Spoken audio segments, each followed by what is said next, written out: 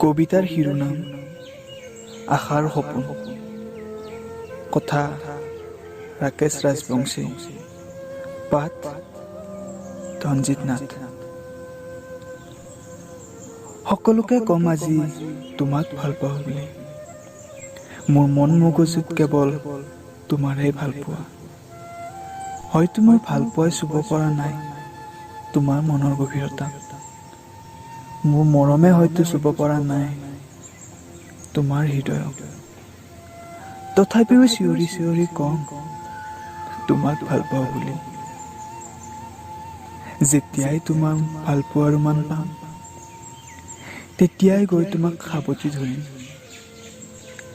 যিদিনাই তোমাক নিজৰ কৰি ল'ম, সিদিনাই ফেচবুক হোৱাটছএপত তোমাৰ মোৰ ভাল পোৱাৰ কথা জনাম সকলোকে।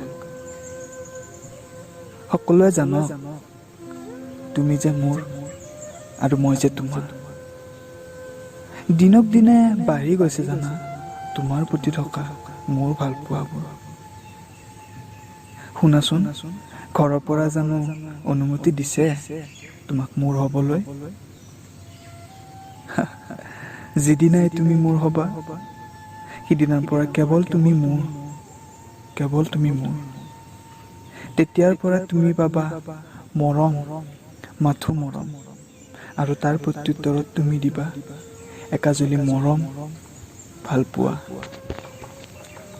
ধেৎ, কি যে ভাবি থাকো মই।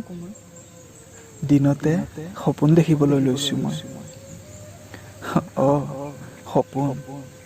তোমাক ভাল পোৱা, তোমাক আপোন কৰাটো মোৰ বাবেতো এতিয়া সপোন যেনে হৈ পৰিছে। মই জানো তুমি যে মোক ভাল নোপোৱা, তুমি যে মোৰ কেতিয়াও নোহোৱা। তথাপিও নাজানো কিয় হিয়াই নামানেও। মোৰ মোবাইলত থকা তোমাৰ ফটোখনকে তোমাৰ প্ৰতি থকা মোৰ মৰমবোৰ যাচো। আৰু আটাইতকৈ ভাল লগা কথা কি জানা?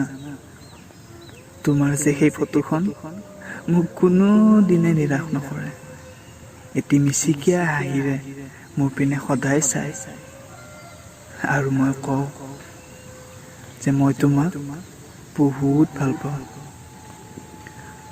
মই তোমাক বহুত ভাল পাওঁ, ভাল পাই আছিলোঁ আৰু সদায়ে পাই থাকিম, সদায়ে পাই থাকিম।